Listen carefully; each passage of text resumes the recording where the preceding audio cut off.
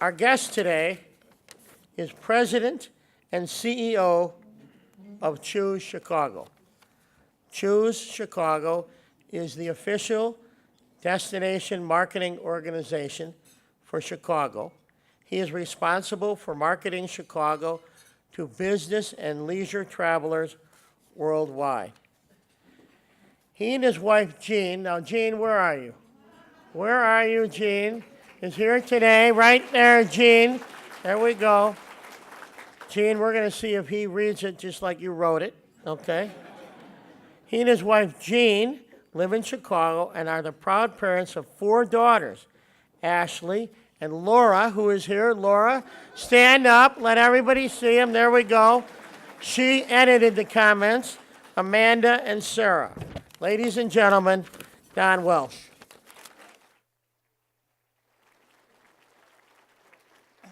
Jay, thank you, buddy. Thank you. Well, good afternoon, everyone.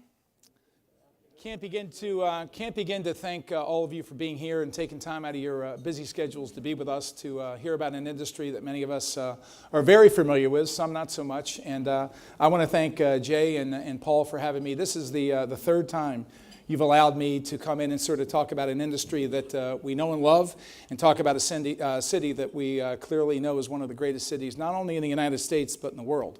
So today, it's funny, I already got some directions from one of our executive committee members, Pat Donnelly. He said, so whatever you were planning on talking, cut it in half, because some of us went to the Blackhawks game last night. So Pat, I'm going to take it down from the hour to a half hour today. Only kidding, but this is truly an incredible opportunity for us to sort of talk about the relevance and significance of Chicago. I would be remiss if I didn't, before I even get into my comments, to thank somebody who's poured his heart and soul into our efforts for a long time, and that's Jim Riley, who retired this week.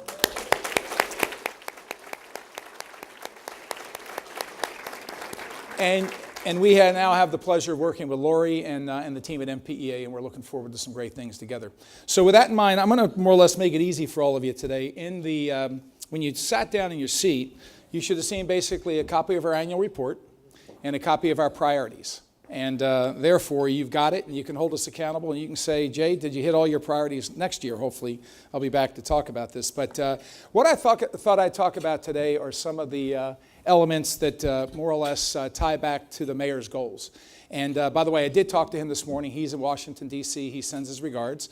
I have to fight with him every time when we do talk about not raising our goals because, again, they're going to continue to go up. We'll talk about how we're doing against our goals today. I'd like this to be as informal as possible, but I'll bring you up to speed. And, again, I'll be here afterwards. So if there's any questions any of you have, be happy to. So every time we start off, we more or less make sure that everybody knows what our goals are that have been clearly established. It's hard to believe I'm gone into the 5th year of this job. And time has flown by. I love this job. I love this city. And I would be very remiss if I didn't thank my incredible team, many of which are here today. This is a group of people that get after it day in and day out and have been able to produce some incredible results. And in the 4 short years that Choose has come together, when Mayor Emanuel brought us together in July of 2012, even before then. So again, the goals that were sort of indelibly imprinted on our memory. Number 1, 55 million visitors between now and 2020. We're making some good inroads on that. By the way, we did take up this next goal. We took it up about 100,000 room nights. The support we get between MPEA and labor has allowed us to do some incredible things in the world of convention and meetings. And so we decided to take that goal up along with our partners at MPEA. We raised the room nights now to 2.4 million room nights and also 55 groups. To put that in the context for people that aren't part of this industry, that's the largest convention room night booking goal of any city in the United States and in the world. You think about that against when we think about Las Vegas and we think about Orlando. But the fact is, between the campus at McCormick Place, what we have now, what we have coming, and what we've been able to book, which is about $6 billion of retained business over the last few years, it's everything is beginning to work in this area, so therefore the goals went up. And then also we're going to talk a little bit about our goals on the international side and how we're measuring against some of the other cities. So there are the 3 goals that we continue to talk about, and of course you'll see the sub-goals by all the departments there. 14, not to dwell on it because 14 is history, it's over, but it was a record year. And to sort of give you a synopsis on that, this is a very important metric that the mayor said. And number 1 was to get to that 50 million visitors originally. And one day we were in a meeting with our board, and he said, more or less, the glide slope has got to go up. And more or less, we took that to 55 million visitors. But I'm pleased to say in 2014, we accomplished what only 2 other cities in the United States can do, and that's host 50 million visitors. And we broke the record of 50.2 million in 2014. What that translated to for many of the hoteliers in the room was the first time ever we had over 10 million occupied room nights, which is a pretty incredible metric when you think about it. We had 10 million people in the downtown hotels checking their hotels this past year for the first time. That translated to a 75% occupancy for our hotels, which is a very important metric for developers. And I know there's some developers in here. And anytime a city consistently gets over 70+% at a relatively strong RevPAR and average rate, that's when development happens. So we've been very fortunate. We'll talk about what's happening on the development curve. We broke $2 billion in hotel revenue, which is also a very important metric for the hotels. And that tourism metric that when we started this journey, we were about 11 billion. We're now bumping up against 14 billion in revenue, and hopefully that's translating to a lot of new opportunities. And again, we booked 54 new groups. And that's sort of saying that what's taking place at McCormick, what's taking place with labor, what's taking place with the city is attracting groups. And we'll talk about some of the ones we were able to book this past year, like a Microsoft, which we've been chasing for decades. Visitation was a record again. Again, not to dwell on this, but I think when you look at the curve and you look at the growth we've had, Paul and I were talking about, we've developed a new mantra at Choose Chicago, and that is big cities do big things. And I think anytime you think about that, big cities do big things, to do what we did here collectively as a group, and by the way, the reason why we achieve these results right now is because many of the people sitting in this room. I've had a chance to work in this industry for a while, and I worked in other cities. And I will tell you, no city comes together when there's an opportunity to present itself to a convention or a leisure attendee like Chicago. Whether we're in China selling the city or whether we're in Washington, D.C. selling a group, the people around, the key stakeholders, come together and say, by the way, what can I do for you?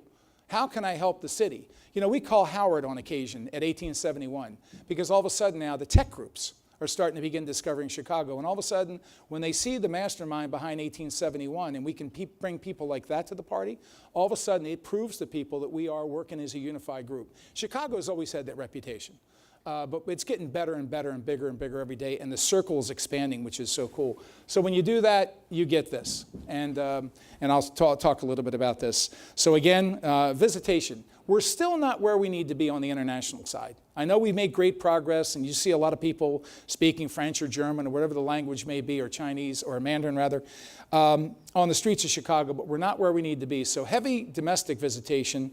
So this is overseas right now. This is the one that our board, myself, are not real happy about, but it does prove that Kathy DeMonico, who's been working on this for about 10 years, and her team, you don't turn on a switch instantly and become an international destination. You need commitment, you need to be in that market, and what we're doing with the state and some other partners that I'll talk about is great. So right now we're number 9, if you can't see that on the chart.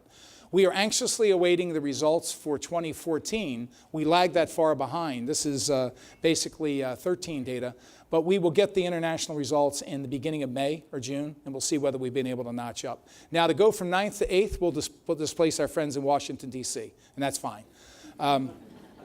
I'm sure our friends in D.C. would be very happy if all of a sudden they moved to number 9. But nonetheless, there's a little bit of work there, and we'll talk about what we're doing on the international side. We did some things last year also in 14, and I was reluctant to say at the beginning of my comments that 14 for this organization, and I think for the tourism industry, was a year where, and I was thinking about this over the last couple of days, it was like we went from being a teenager to an adult. And you all may recall yourselves when you went from a teenager to an adult, or your kids have gone from a teenager to adult. But it takes care, and I tell you who helped us nurture along the way was our board, and many are sitting out here, particularly our executive committee. Desiree couldn't make it today. But we leaned a lot on our board of directors in 2014 for guidance, for direction. We had some financial things because we decided to take some big things on in a very short period of time, and we tested ourselves and we tested our board. So on behalf of the team and I meant to say that at the beginning of my comments, but thank you for doing that. One of the things we did in 14 was we said, you know what, we can't be everything to everyone. we can't be in every international market and spend $3 or $4 million. We need to be rather strategic. So in alignment with our partners, we used to have 10 offices. We reduced that to basically 6 by Choose Chicago, and then we're working very closely with our partners at the state to make sure when we go into certain markets, we're going in together as the state of Illinois and the city of Chicago. You'll see this map right now. So where we basically said we got a little ahead of the curve from the economy and the downturn of the euro and the pound and some of the other currencies. So the reality is we would have probably seen a little bit of a natural downturn anyway in terms of certain international markets. So right now we said we're going to work with the state in Europe. We're going to work with the state in South America. And we as Chicago, we're going to double down in 3 areas: Canada, Mexico, and China. And you'll see right now that we basically have 4 offices within China now. I just got back 2 weeks ago. We opened our 4th office in Chengdu. And those of you who don't know where Chengdu is, don't feel bad. I didn't know about it until about a year ago. But it's a small town of about 16 million people that is about 1,000 miles west of Shanghai and Beijing in the Sichuan region, and one of the fastest growing areas where a lot of technology is produced. As a matter of fact, they now have a nonstop between Chengdu to San Francisco on United daily, so you can see this kind of growth. So that's what we're doing in the international markets, and again, it's beginning to pay off, and just a lot of daily work working with travel agencies, tour operators, media, et cetera. Spending. Very important because, again, when the mayor set these goals, it was all tied about revenue, it was all tied about goals, it was all tied about jobs. And now we're bumping up against that magic number, and I believe we will achieve that $14 billion in spend for our industry, hopefully by the results. Again, we're at 870 plus million on the taxes. Very critically important to the state and the city in terms of the importance that tourism plays for this economy. And jobs. This is very important to all of us in this room and very important to the mayor. You'll see that we've been one of the areas for job growth, and we'll continue to be one of the areas for job growth, and we'll talk about some of the new properties that opens. You know, we get a report card daily from our hotel partners, and we had record hotel performance last year. And again, there's the occupancy. You can see the interesting thing from an occupancy standpoint, we're getting back to some of the metrics that we hit in 2007 and 2008. So when the economy was just humming along, Chicago was humming along. But when all of a sudden the economy took a downturn, we took a rather precipitous downturn, a little bit faster and a little bit more deep than some of the other cities around the country. But we're digging our way back out. And these are some very positive metrics. And the good news is we've also added about 500,000 more available room nights, which we'll talk about. So supply has been growing rapidly as well as demand, which is a very good indicator. This is the way it looks for us when we look at what's taken place in terms of growth in the city. And again, to see the type of development we had, we had 88 hotels when I got here in 2011, and we just basically opened the 109th hotel.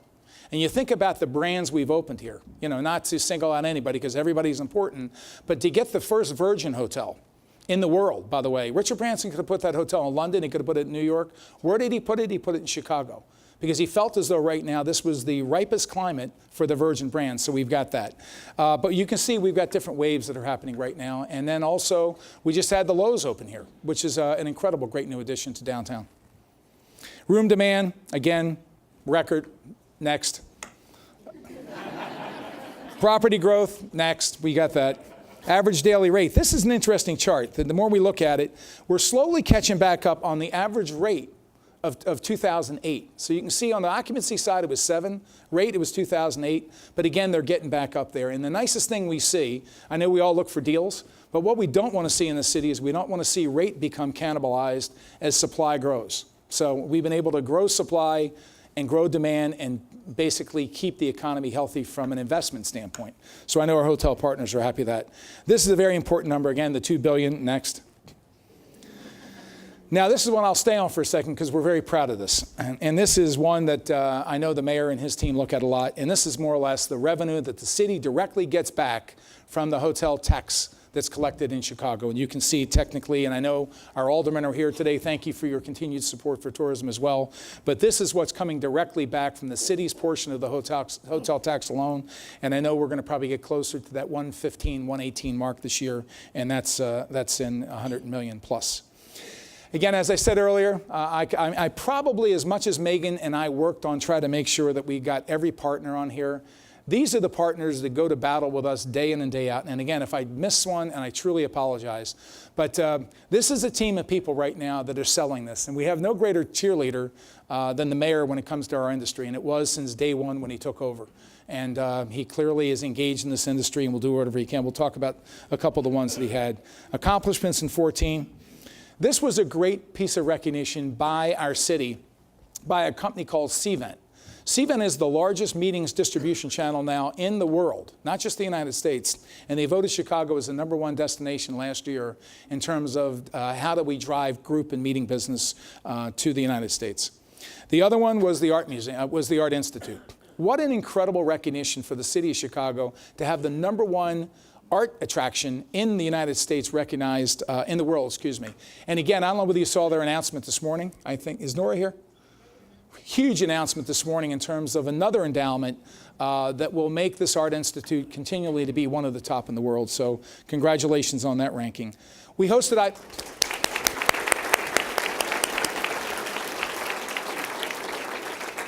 keep clapping, I'm having some water. I promise you, I'm going as fast as I can today too. IPW. We could gloss over this. IPW used to be called Powwow. Some of you remember that in this room, but they changed that. We hadn't hosted it for a long time. It was a major commitment by the city to showcase this city to 4,000 plus international buyers. Kathy and her team worked very hard on this, and here's what resulted from this. They're anticipating over 1 million incremental visitors internationally to come to Chicago since that, and over 1.7 billion. And the neatest thing was we had a record visitation from the Chinese delegation for this as well. Triathlon, those of you who are into triathlons, we're becoming the triathlon. Cara Bachman's not here. She's working on that little NFL draft, which we'll talk about in a second. But this is something we hosted last year. This is called the ITU series. And if you saw it, the park came alive. We used Buckingham Fountain for the races as well as the biking. Incredible. They'll be back this summer for ones even bigger and better, but that was last year. This is one that I don't know whether any of you went to, but I had not been exposed to. Laurie did. This was one that literally all of a sudden said Chicago is a perfect destination for rugby. This sold out like this. They're coming back. They were here just the other day. Pat and Cara and many others were entertaining them. They were just blown away by the acceptance. The New Zealand Blacks, by the way, are the equivalent of the New York Yankees if you look historically. Okay. The Chicago Bulls. Better yet. There it is. And if you ever see what they do there, they do this dance called the haka. And if you weren't scared about playing them before they do the haka, you will be terrified after watching them do the haka. But that's at Soldier Field, and we're going to continue to do these international events. We'll talk about this as well. And then we've been working the international market really well. And ironically, one of the biggest stars and celebrities, Kathy, what's her name? Yin, okay, we'll get it. We'll get it later. This is one of the hottest actors in China, and she was here for 3 or 4 days, fell in love with the city, and there it is. That publication is one of the biggest publications in China, and we were just there. It was literally on every newsstand, and it was a 5-page spread talking about her love of this city. So, international on the PR side. Now, you may have seen this morning when you were anxiously looking in the paper, but we announced this morning a record first quarter. And I'll repeat that again, a record first quarter.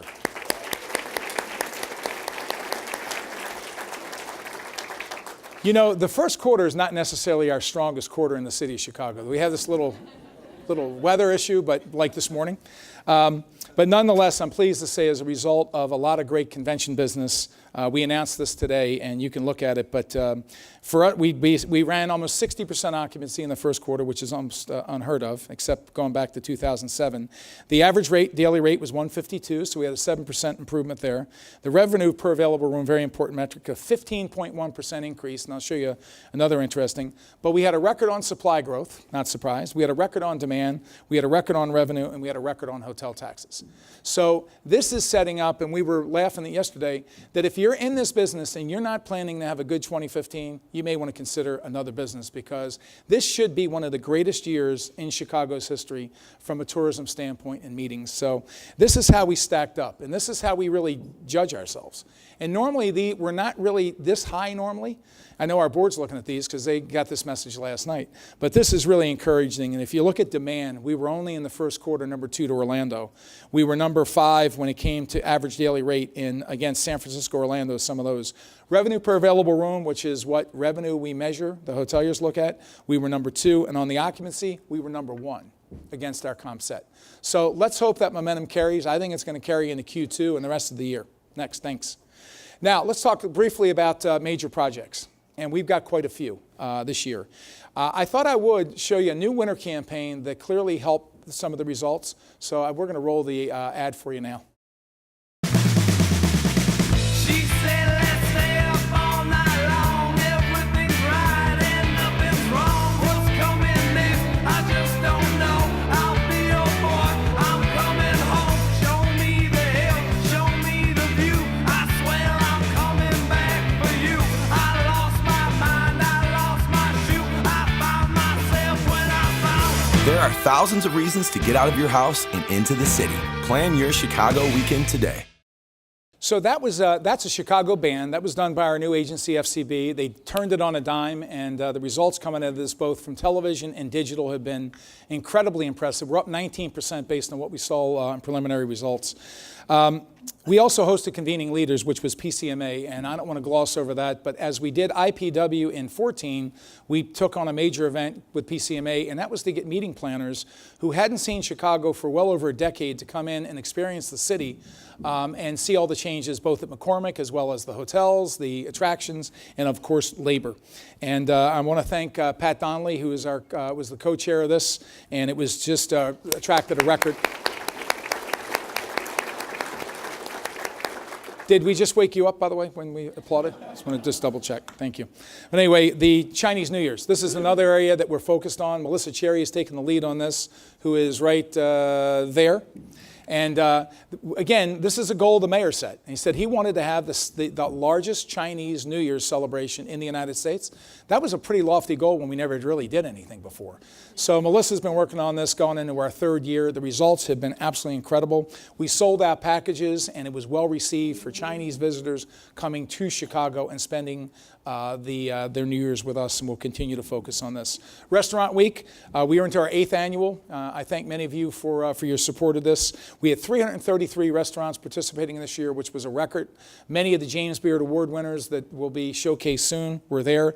We sold over 528,000 dinners during that period of time. That's a lot of food during that time. And it generated $24 million in revenue, much of which is incremental during the time of the year. When literally a lot of people say, you know what, I'm going to stay home and stay in and enjoy it. We give people to go out. The next thing we did with Lou's support, clearly on Chicago Theater Week, this was incredible. So we bundled dining and we bundled theater together. 10 days in February, did 116 shows, and we sold 9,400 tickets for 575 performances, which is only in the 2nd year, so we're going to continue to build on that. South by Southwest, again, as a result of the leadership of the mayor and Commissioner Boone, who I know is here, we then went to and Melissa Cherry, we went to South by Southwest. If you could imagine this, and Howard was there and others, we as a city had never been to South by Southwest last year. So we went down, and again, what city is more rightful to have music, technology, and the arts than Chicago? So we were there, and again, it was an incredible turnout. And again, we went back this year as well. So Chicago will continue to be on the cutting edge and being led by some of these efforts by our board. Just last week, this was an effort called Meetings Mean Business. And meetings mean over $6 billion of revenue to Chicago. And I'm pleased to see right now that Deborah Sexton, who's the president of the PCMA, orchestrated this around 60 cities around the country simultaneously last Thursday morning. And our recipients, by the way, I just want to acknowledge them, were Cindy Payne as the best service person, Pat Donnelly as the #1 hotelier in the city, Susan Katz, one of our great friends, I don't know whether Susan's here today, from True Values, she was recognized as the best supplier partner. And then John Petronsky with GES is in the back, and Johnny Coletti was recognized as the top restaurateur. So this was blasted out to the world. Now I want to tell you a little about this little event here that's coming up. All right, and when we return, we'll hear from Tracy Wolfson for an updated game report. But first, big news to announce from the NFL. League Commissioner Roger Goodell and Chicago Mayor Rahm Emanuel are announcing that next year's NFL Draft will be held in Chicago from April 30th through May 2nd at the Auditorium Theater of Roosevelt University. The Windy City last hosted the draft back in 1964.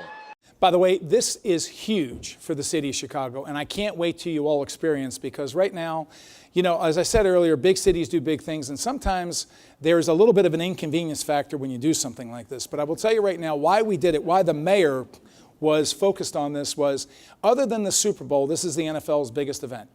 This is the biggest event in the NFL. They're incorporating some things now for the draft here in Chicago that they couldn't do in there. And I know Leslie from Roosevelt University is here today. This was the perfect example of a partnership to make this thing happen in the city of Chicago, which, by the way, if you're not been following, the NFL draft begins next Thursday, Friday, Saturday. We'll be sending us some information out to you. You may have seen it. Everything is free. It's in Grant Park. Philip Phillips, if those of you want to rock out Saturday night, is the artist that the NFL is providing. It's going to be an incredible opportunity for your kids, your families, and again, it's all free. 55 million people watch the draft. That's why technically we could never ever afford to basically showcase Chicago for 3.5 days. So the NFL draft is coming. Cara Bachman, who is our executive director of our sports commission, has been working on this with her team feverishly. It's been an incredible effort between Roosevelt University, the Joffrey Ballet, and many, many others. And I think we got a couple other pictures. These are just some of the things that are actually being built right now, if you've not seen it, on Congress and in Grant Park right now. So you'll be able to go outside and inside over 1,000+ seats, where you'll be able to watch the action in the auditorium taking place in the park. Then more or less some of these other areas over here, every 32 teams will be showcased. There'll be a chalet, so if you're a Green Bay Packers fan or whatever you may be, you can be able to watch this in the park, and it is going to be an incredible showcase for the city. So the next one we've got, working closely with Sam Toya and our Restaurant Association friends. We all, by the way, it's nice to say we took it was between LA and Chicago for the draft, and Chicago won. This was leaving New York on its 25th anniversary, and this is James Beard Awards. This is a very, very significant award show for the culinary industry, and I'm pleased to say that we've got it, we secured it. The NFL draft is Thursday, Friday, Saturday. The James Beard Awards come in basically Sunday, Monday, Tuesday, and then Microsoft comes in the following week. So you may want to tell your friends and neighbors not to actually be looking for it. No, they can come to Chicago. And there's Microsoft right now. We as a city, and again, I'll talk about this cooperative effort. We as a city have been chasing Microsoft for decades. But for whatever reason, they stayed in Seattle, they stayed in San Francisco, they didn't come to Chicago. But with the efforts of McCormick Place and Labor Partners and Howard and many others, and of course leadership with Microsoft, and I think there's a couple people here today, we were able to secure a program that will be the first time ever where they've collapsed 5 programs that used to be all held separately into one program. So the city will be abuzz when it comes to technology and meetings, and McCormick Place will come to life. They've already sold it out. So this is a perfect example of, again, partnership. We're working very closely, I'm almost done, I promise you, Jay. We're working very closely with Commissioner Boone and her team at DCASE. And one of the great ones, again, things happen here so quickly sometimes. You may have not seen last week, we announced the Architectural Biennale, biennial, which is huge news to showcase what Lynn and others have done in the world of the architecture. Of course, we'll continue to focus on the other ones, whether it's blues, air and water, taste, gospel, and jazz. These are some of the things that bring our city alive during the spring and summer. Again, here is what's happening this summer. Of course, music. If you love music, you got just a couple of them up here right now. We've got U2, Grateful Dead, Lala, Mumford & Sons, by the way, is a new venue. It's going to be out on thank you very much, that one. Then, of course, we've got the incredible food and wine events that take place with Sam's, of course, with Gourmet, and then the food and wine event in August. And then, of course, Chicago Gourmet, which we love, and it is one of the main staples with food and beverage. So the summer is going to be alive. 2015 is going to be a record year. And then here's what we're doing, working with all of you in the room. Number one, we're working on filling soft spots in 16. For whatever reason, 16, 5 years ago, was an issue that we had, and we're working very closely with our board and others to focus on that. Rolled out a program called Unbeatable Incentives, which came out recently. We're also going to create new demand generators, reasons why people are going to come to Chicago in the middle of winter or the middle of summer, and we're going to do that, and it's working well. And we're kicking off a 10-city roadshow with MPEA, our hotel partners, and labor to go out and talk about what great meeting facilities we have, and that starts with our new sales leader, Mark Anderson, very shortly. For those of you who haven't been following it, development has been incredible on the campus. It continues to get bigger. It continues to get better. Right now we've got the Hyatt connected, which gives us the ability. Now between the new Marriott Marquis, which is 1,200 rooms, we're now going to have 2,400 rooms connected there. Certain groups like that activity. And then we're going to be building the brand new event center for DePaul University. And if my memory's correct, Jim, we break ground in the summer on both of those. So that's the McCormick Collection. That's the name we're calling that. Now, last but not least is one we've been looking forward to introducing. We realized that we didn't have a really centric Chicago brand. And this is a project that started a couple years ago. A lot of people in this room got involved. The 4As from an academic standpoint got involved. Northwestern University, Leo Burnett got involved. And all of our partners came together to say, what is the Chicago brand? What do we all stand for at the end of the day in terms of, we said earlier, big cities do big things. And after a lot of research, which I won't bore you with, it led to this feeling that epic things happen in Chicago. It's amazing how all of a sudden the word epic is beginning to pop up with legendary brands. But epic is something that Chicago can clearly hang its hat on. And with a lot of work and a lot of effort, I'm pleased to say that we've come up with an ad. I'm going to show you the 80-second reel. From that, we distilled a 30-second spot that is now running, and I'm proud to say, for the first time ever, we're running ads in the Bay Area. We're running ads in Denver.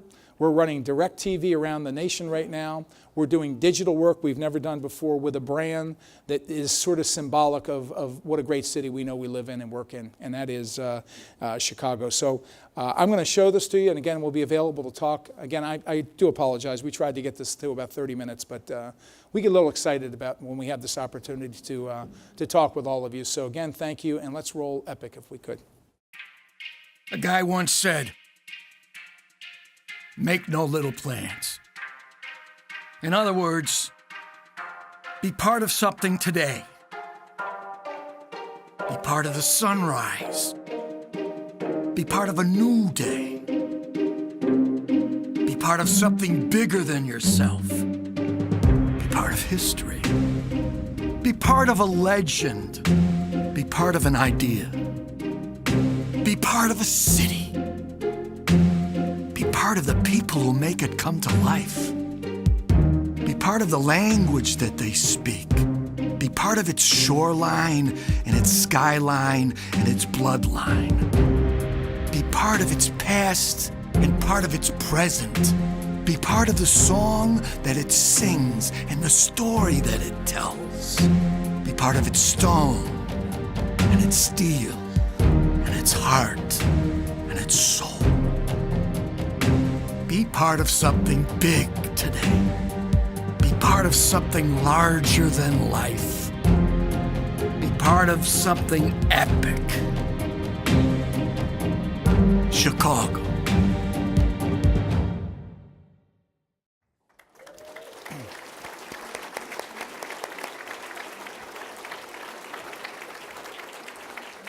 So we'd love to push this out whenever we can. We've got it on our website. For those of you interested, you can just send me a quick email at dwelsh@ChooseChicago, and we'll get it out, and you can have it in whatever format you need. But thank you again for all your support.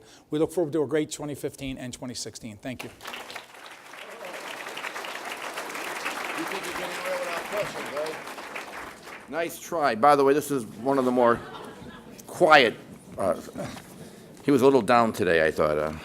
Okay, we have two questions. One from Dorian Dickinson.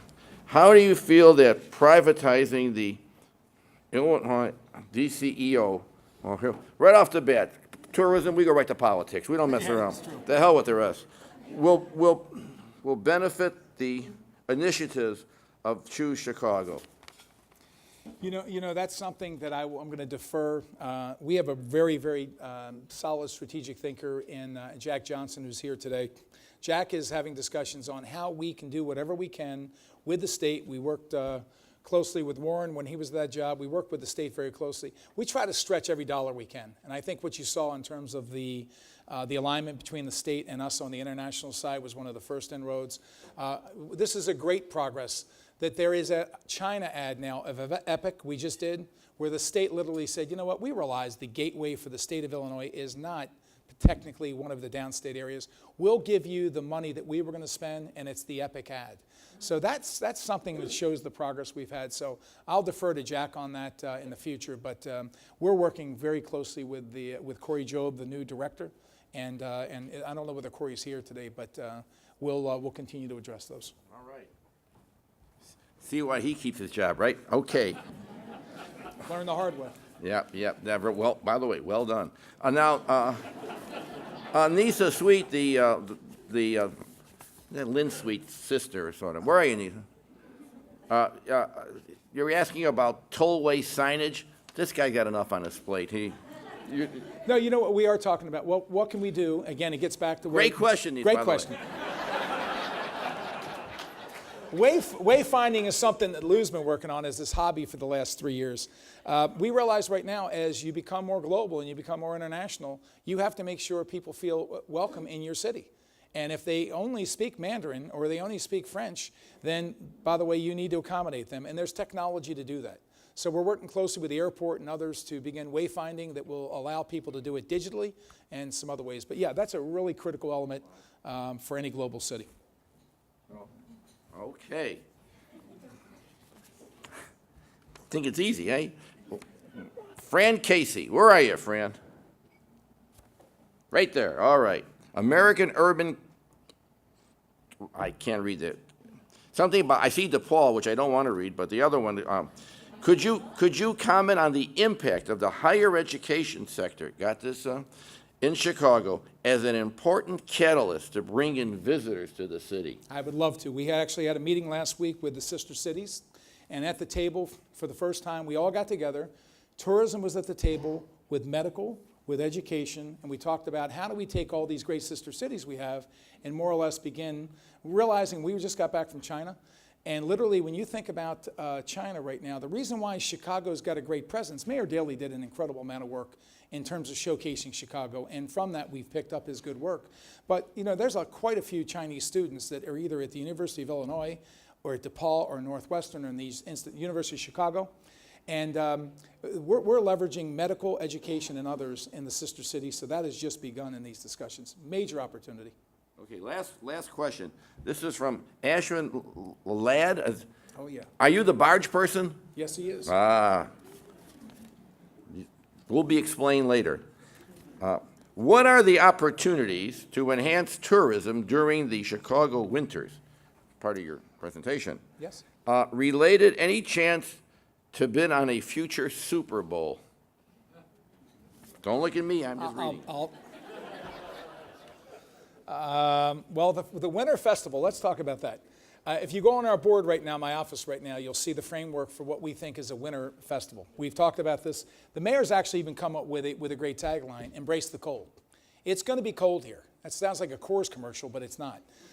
But when you think about it, you know, and you see what certain cities around the world have done, what happens in Japan in terms of northern Japan, they do a winter ice festival. We could do some really cool things. We were talking about it yesterday. We could take literally the times when McCormick Place is not busy, and we could do things, and I know we're going to think about it, where we can use the building to do things for families, and whether it's sports and arts and theater and music. We got a head start on the culinary side with Restaurant Week, and we've got a head start on the Theater Week. We're just going to keep adding more elements to it, and a lot of those are going to be, Melissa's nodding her head right now saying no more work, but we think we got a great opportunity to do some things in January and February. In regards to the NFL Super Bowl, I think right now this is the greatest commitment that Commissioner Goodell could have given the city other than the Super Bowl. And this was a major decision to choose Chicago over LA because it's not going to be as easy as a television event as they would have done in LA. This has got a lot of moving parts, and I would truly encourage you to go see this what it's all about. But I would say the sky's the limit with the NFL, and we had great support from George McCaskey and the Bears, and we'll just see where this goes. But we're focused on draft time. Round of applause.